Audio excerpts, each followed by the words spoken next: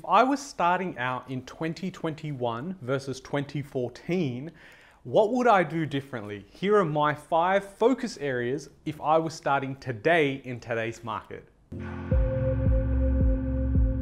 Hey guys, my name's Ravi Sharma and I'm the founder and buyer's agent here at Search Property. Thank you so much for joining me on yet another episode of Search Property TV. If you're new here, smash that subscribe button, hit the bell icon so you're notified when I drop my next video. Now, today's video is very interesting. I thought it'd be a very quick way to understand how things have changed in the last 6 or 7 years of property investing, from my experience at least, and what my thoughts are around if I was to start in today's market. Things are very different. Interest rates are very much lower than what they were back then. I was getting interest rates of about 5.5%, 6%, whereas now you could go 2 to 2.5%. So things have changed. And here are my 5 focus areas that I would either keep the same and double down on, or would I change if I was starting today? So apart from the obvious fact that in 2014, the prices were a lot lower than what they are today in 2021, we've also just come out of a pandemic, a year of such uncertainty where the government just printed so much stimulus. They have provided so much stimulus into the system that we are still yet to see the full effects of that. Now we are seeing asset price inflation, and I'm going to bring out a very, very important video that's going to be around the debt bubble that Australia's in. So many people, say, oh, we're in so much debt and Australia's doomed, taxpayers are gonna have to pay. There is a way out. There are ways to adapt and really get yourself aligned in the right way, positioned for growth. You need to be on the right side of this. Things are going to get very nasty for a lot of people in the next 5 years, but there are a lot of people that are going to become very wealthy. And so I want you guys to be on the wealthy side. So of course, none of this is financial advice. However, it's just educational, right? These are my experiences and this is what I'm thinking. So it's 2014. Let's paint the picture here. I've just stepped out of university. I've got my piece of paper that cost me so much money that I found completely worthless after about 6 months of in the real life and real workforce, but that's besides the point. I've got a detailed video on this channel about my property experience, my first property experience. And guys, I did not know 99% of things when I invested in that first property. Yes, I kept in touch with what was happening in the markets. Yes, the GFC had happened and I understood the after effects of that and what were things happening in the background. But I didn't know as much as what you guys know, right? This channel alone has allowed me to share so much of my knowledge over the last 7 years, and I'll continue to do so. Obviously, I've got the online course where it's very detailed around taking someone from confusion to clarity, around not knowing where to start. I've got the money, I want to invest, but I don't know what to do, to then going, oh wow, I've actually got a strategy now. There's worksheets in this that I can actually adapt to my own life. This will make me so much more sense because I've now got my time. Could you go and look for that sort of information? Probably. But can you find it in a concise way by someone who you maybe trust to actually go and get results because that person's gotten results? So my first point in terms of the focus area, something I'm very proud of and very happy that I did, was invest in education. Okay, and I'm not talking about university. Yes, that played a part in me getting my first full-time job because I was a grad, right? I got a graduate program, it was very luxe and, prestigious at the time. And I thought, oh my God, wow, look at me. But yes, they did pay me well. The perks were amazing. However, I'm talking about education outside of this. I'm talking about real life experience, right?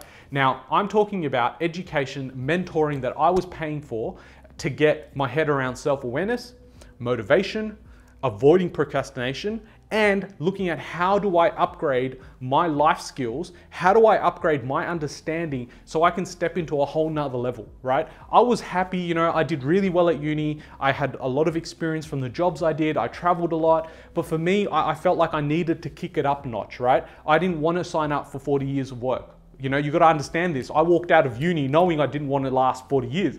I knew that I wasn't sort of programmed to, be answerable to someone for 40 years. It just wasn't me. So when I walk out of uni, I'm going, okay, well, education, traditional education has allowed me to come into the real world, probably working 9 to 5. However, I'm not signed up for that. I don't think I can do it. And so for me, I went the opposite way and I said, okay, I'll still do that because that's the system. And that's when I, purchased my first property and I thought, okay, well, this makes a little bit more sense. But then I deep dive into learning about myself, investing in books, podcasts were not that big, YouTube wasn't that big either, but I did those things. Then I took up mentoring and actually took up courses around real estate, something that people don't know. And so for me, a lot of scams were happening back then as well, because a lack of knowledge and education. I lost some money too.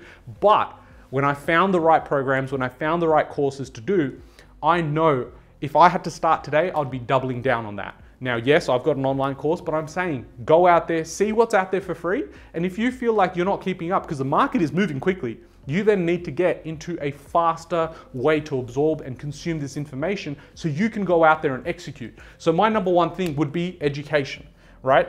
It's something I did back then and I would continue to do in 2021. It is probably the biggest focus area, and that's why I've mentioned it first, but it is very, very important to know exactly what you're looking for. When I get very concerned when I have a strategy session with someone and I go, okay, cool, talk to me about your property experience. What are you doing in terms of your research? They say, oh, look, I've looked on Google and there was a few articles around, best places to buy. So I went on realestate.com and that's what I did. Okay, where was the conversation with yourself or with your partner, with your family or siblings around what your strategy was? Do you know what you want to get out of this? No. Okay, do you know what the exit plan is? Why are we purchasing this property?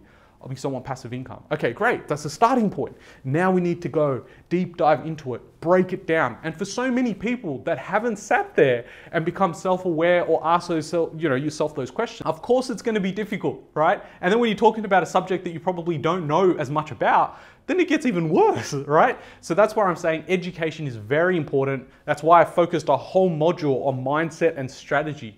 This is very underrated. And I think in the next sort of 3 to 5 years, when people are going out there and building massive wealth, you're going to come back and I hope you're not going to be the type that's going to regret the fact that you didn't invest in yourself when the time really needed it.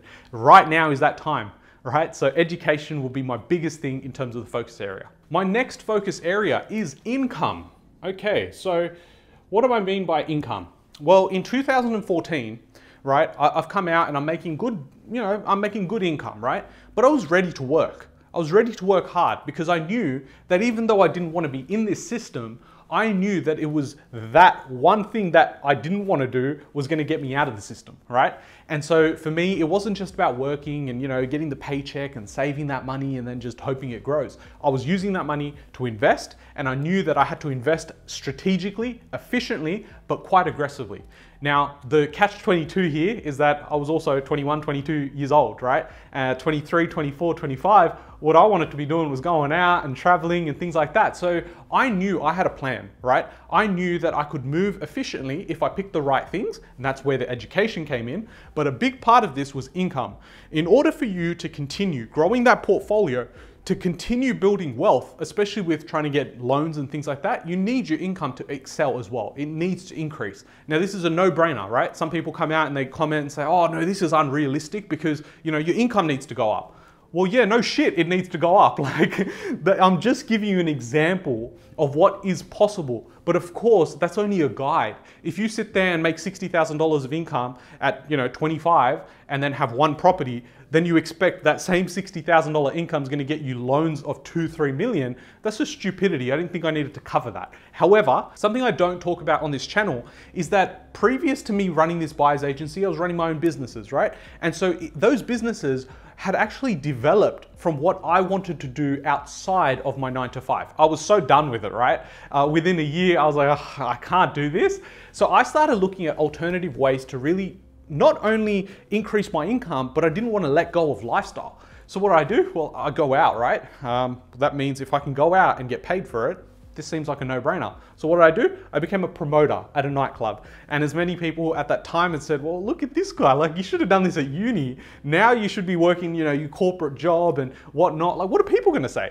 I frankly couldn't care less because I knew what the long-term plan was. I knew the strategy. So I didn't let the white noise pop through and affect my level of confidence and self-esteem. Because if Joey Pants 99 wants to talk shit about what I do, well, we'll see how this pans out in 5 years' time. Because I know that if I stick the course, if I know what's important, I still get lifestyle, I still get to travel, and I still get to reap the rewards of actually investing at the right time. So what I did was I ended up taking up second jobs, third jobs, which were nightclub related. I did get my fair share of attention and I did enjoy that. But of course, at that age, that's what I wanted. And for me, I started making money as a nightclub promoter. From there, I then got the opportunity to then grow 2 brands in the nightclub scene, and obviously made a lot of money through that. So for me, it was not just about looking at, oh, what can I do during my 38 hours of ordinary hours of work during the week? I was looking at, okay, I don't want to work on weekends, but I also want to make money, but I also don't want to lose lifestyle. So that was my next best thing. So I brought those things together. Now, what I'm trying to say about income and what I would do differently this time is I would probably go more down the line of trying to taste as much, right? I did taste a lot in terms of what things I like, what things I don't like. Here is the time where you really want to try and understand what you like, because I can tell you now, I've got friends that are in that job that they took up as a grad and they're still there. Now, it's completely up to you if you want to tell yourself you're still happy. However, you don't know if there's another world out there. The way I talk about it is, it's like you going to a restaurant, right? You've come out and you've gone, okay, like there's different foods out there. I'm gonna go out and then I eat at this Italian restaurant. Oh my God, Italian restaurant is amazing because it pays me really well, right? So, oh my God, it's amazing. Then all I'm gonna do is, instead of trying to see the restaurants across the street and, oh, that one's a good one, looks really good. Instead, I'm gonna focus on this menu, and I'm just gonna eat Italian food, right? Then it goes 5 years later, you're probably getting sick of the Italian food, but you have to keep telling yourself, no, I still want this. Now the Italian food, the menu itself has probably like a nice dessert, and they keep luring you in, they keep you there, right? And so they keep you there, and then you're like, okay, great, I like this food, but your attention keeps going there, and you have to keep bringing yourself back to the food, this menu, this one menu. And then you go 10 years, 15 years later, and you're like, oh, well, now it's too late for me to go and try something, because now I have to go across and I'm gonna try an entree, right? And if I'm setting myself up to try that food, I'm gonna try, a piece of the entree, and what if I don't like it, right? That is the equivalent of you going, oh, well, I've worked in this industry for 10, 15 years. Now I wanna go start my business, or I wanna start a side hustle. Oh, I can't do that. Why? Because what if I fail? What if it doesn't work out, Ravi? I can't do that. I need to stick to this because I know what this is. And you know what? If I do this for 40 years, I'm okay with that. Cool? You can shut off the video now, probably unsubscribe to my channel, because I don't advocate for that. I advocate for happiness, true happiness, self-awareness, and financial freedom. So for me, going out there and looking at nightclub stuff, these things all, garnered into me doing other things.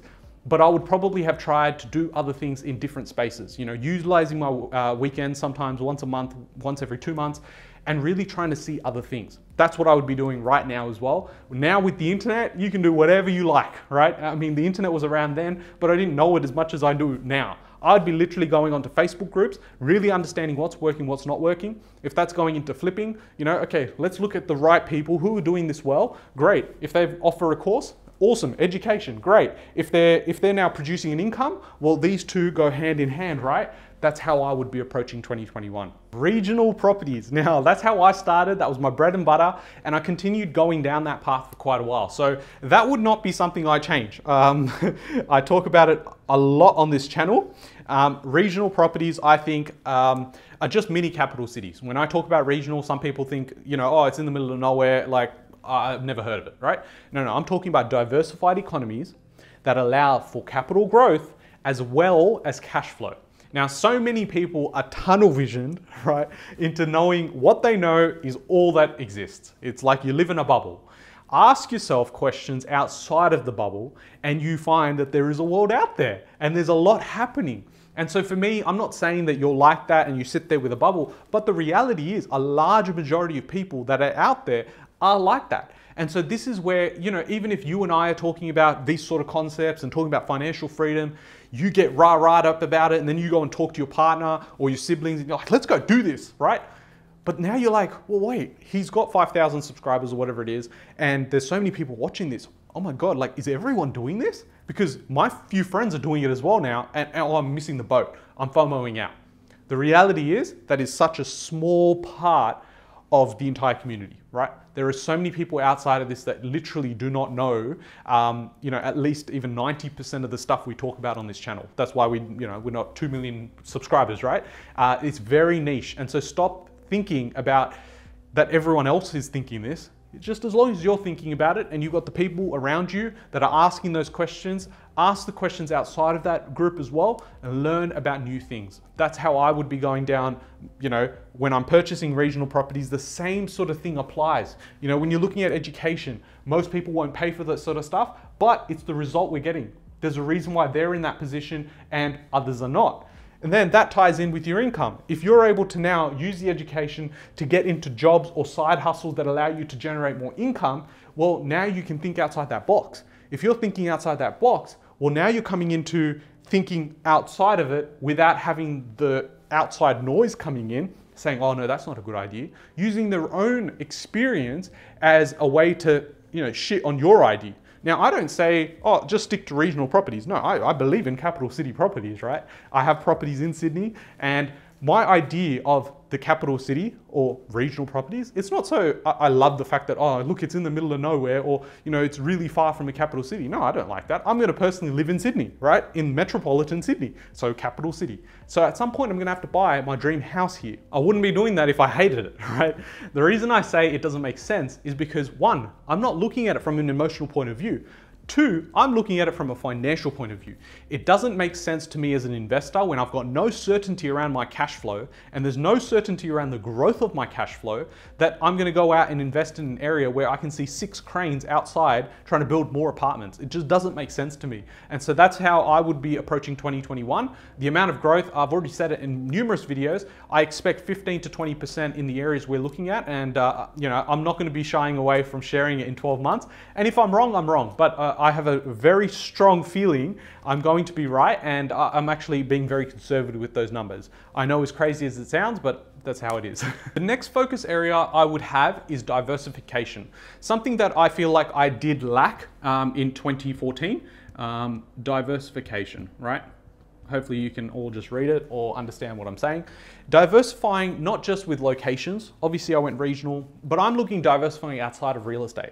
Now with real estate, I was very tempted with the fact that I get cash flow, I've got leverage returns, but I think if I had my time again, especially in a time like now where the market's moving very quickly, for real estate, you need a large capital, right? So if you don't have that large capital, do you continue saving, or are there other ways to get there? And I think in the last sort of 12 months, I've sort of asked a lot more questions around other asset classes and things outside of the sphere of real estate that's allowed me to now do what I've been doing and get substantial wealth and results from those other asset classes. So I think if I was to go and start up again in 2021, I wouldn't simply rely on gaining that income from my jobs and then getting that money in just to buy one property. I'd be looking at, okay, well, I'm still probably another 3 to 4 months away from, having enough deposit to then be able to purchase real estate.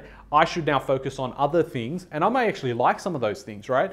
Actually being able to make money through Pokemon cards or collectibles or other things, This is where I think people are going to be shocked when you realize how much money is actually you are able to make from these other things, right? But yeah, a real benefit of diversification, it allows you to understand different markets, different trends, different patterns, and understand how those things work. If it means that tomorrow you can't get a loan, it doesn't just mean, oh, you just have that money sitting there. If you've now built up the knowledge bank, right, education around other things, you're allowing yourself to actually keep moving, right? I've spoken about this before. It's called the velocity of money. You need money to keep moving in order to grow wealth, right? And a lot of smart people, a lot of wealthy people in the world are doing this. So I would say, instead of going, okay, I'm just gonna focus on real estate, that means I need the capital, which means I'm 6 months away from that, I'm just gonna keep saving. There might be that time to actually go, let me see what else is out there, right? If there are things that are in the cycle where they're at, then you're able to actually take advantage and probably get to that goal quicker. This is where I would probably be focusing a lot more if I had the chance versus 2014 to 2021, I'd be looking at this. And my final focus area is enjoy and plan. I'm sorry, my text is now running out of ink and running out of juice because we bring out such good content here. But essentially with this, what I mean is enjoy the process, right? When I started out, I did not know where I was gonna end up in 5, 6 years to where I am now. I don't know where I'm gonna be in the next 5 years. However, I've been planning, right? Now I've got goals, now I've got exit strategies, now I'm thinking about those things. If I had my time again in 2014, if I was starting in 2021, and you may be someone who's starting this year, plan. Have the strategy. And if those things are out there that you think, oh, well, really, based on these numbers, if I was to compound growth for the next 20 years, you're telling me the property I buy for say 300K is going to be worth over $1 million? It doesn't sound right to me. That's because our own beliefs are limiting us. Our limiting beliefs are holding us back. The reality is the same way someone was being told 20 years ago, and I used this example as well, a property that was worth 100K that they bought it for, and I'd say, hey, now it's worth 1.2 million in 20 years. They're also going to be like, well, I can't fathom that. Like, it doesn't make sense. And so this is where I say, enjoy the process, enjoy today, right? We live in the today, right? The present. And so even for me, where I'm so bullish on a lot of the assets that I have, I've got numbers and then I've got stretch targets, and then I listen to other people and I make that decision around where I think I would like to take those profits, like with cryptocurrency and things like that. When it comes to real estate, I know that subject quite well in depth. And so I know even the predictions I have. Last year when I was saying, oh yeah, we're gonna see close to 10% of growth in a year of such uncertainty, numbers didn't lie. There was areas there that we had invested in 13, 14% growth already. So in this year, when I'm saying we're gonna have 15 to 20%, I think we're gonna be conservative around that. But what I'm trying to say is enjoy the process. If you enjoy the process, it means you'll stick to it longer. Having these plans, having these exit strategies, yes, it's future, right? It's future-proofing what you are trying to look for. In today, you're really trying to enjoy, you're trying to take in the lifestyle, because time is always going to go away. Your time is your biggest asset, right? So you don't want to be in a position where you're constantly thinking about what's going to happen in 5 years. Don't worry about today, just 5 years, but then you lose today, right? And so for me, it's always about taking that moment to really be present where you are at. And if you can afford to take on loans, take on loans. If you can afford to invest into asset classes, do it. Diversify. A combination of all of these things, right, would allow me to really excel my growth and wealth plans in 2021. I truly believe that with everything that I've put on here, because I do think about this a lot when I'm speaking to someone for the first time, strategy sessions, and they're going, well, I want to start this year. How would I do it? And so it prompted me to think, how would I start, right? And if I had things differently this time around versus what I know now versus back then, how would it be different? I truly believe that I would have gained the same amount of wealth that I had managed to build up in the last 7 years. I think I would do it in about 4 to 5 years, honestly. And I think that's not even really considering the huge amount of growth and inflation that we're going to see in the system come through. Again, we only know what we know, and that's why I prompt you. Keep asking questions. Ask them in the comments down below. If you want more topics covered about specific things, ask them in the comments below. I read everything and I reply to most of your comments, unless they're silly, then there's no point. Or if you're a scammer, I don't reply. But that's where I would leave you at. I've enjoyed making this video because for me, it gives me a lot of perspective of one, how far I've come, about my learnings as well. But I hope this helps someone that's looking to start or has just started, that it's not all like doom and gloom, right? There's people always going out, it's a bad time to buy, it's bad for this, it's bad for that. There's a portion of people on YouTube that will continue talking shit. I've had the same people, and then there's new ones that come around every so often that have been saying from the time I started to now that the market's still gonna crash. They're just sour, they didn't buy up when they were supposed to buy up. That's just their own problems, their own insecurities, and they try and find a community around that to then just go, well, these people all hate their lives too, I'll hate mine too, right? I'm trying to grow a positive community, but a grounded community, right? I'm here to help with practical sort of suggestions and of course share my experience. Hopefully it can help someone like you out there that's watching these videos. If you do like and enjoy these content, then definitely leave me a thumbs up. If you haven't already subscribed, then definitely do that. I bring out three to four videos, depending on what I feel like, every week. And I try and bring this out as a commitment to you guys that I want to continue bringing out free content at scale. If you want extra help, you definitely should go check out the Confusion to Clarity course. I'm telling you now, right? Based on everything I've invested into my education, what you are going to find in that course will allow you to really set you up with clarity around what you're going to do in the next 12 months. Forget about the upfront cost. Trust me, trust the process. When you look at the results at the end, you're really going to know that it was invaluable and you'd pay a lot more than what it's actually worth. I'll catch you guys in the next video. Thanks, guys. We live in strange times. Australian housing bubble, RBA interest rates cut again, stamp duty cuts, first home buyer scheme. It's a confusing story. Instead of saying it's confusing, Maybe we should take ownership and accountability to really gain some clarity with some education. It's about two things: mindset and financial security. It's never been more important to educate yourself. Buying your first home, whether it's owner-occupier or investing in your first property in Australia, can be really confusing, but it doesn't have to be. It's about financial security and mindset. It's not about simply getting debt. It's about what we do with that debt to move forward. What you will learn in this course is a structured step-by-step process that will help guide you into buying your first property. It comes down to one basic need: to go from confusion to clarity. It comes down to you. There isn't an establishment out there that's going to help us figure this out. So join me as we go through this course together.